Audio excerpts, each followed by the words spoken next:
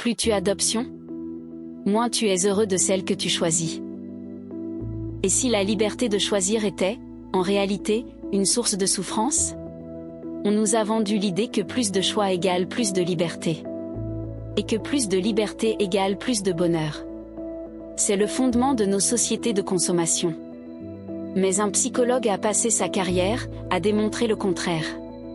Et ses conclusions changent la façon dont on regarde les menus de restaurants, les applications de rencontres, et même les grandes décisions de vie. Une expérience célèbre.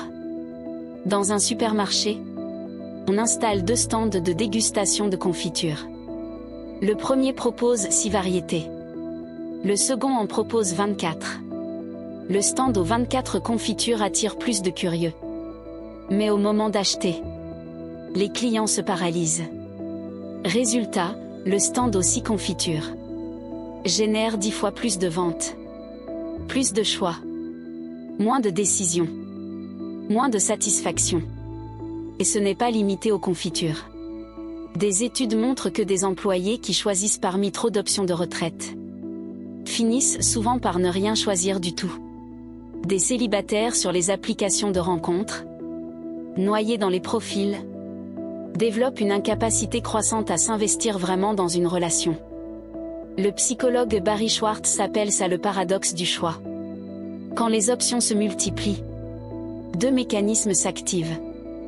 Le premier, l'anxiété de décision. Plus il y a d'options, plus on a peur de faire le mauvais choix. Alors on reporte. On compare. On s'épuise. Le second, le regret anticipé. Même après avoir choisi, on imagine tout ce qu'on a peut-être raté. La meilleure option. La meilleure opportunité.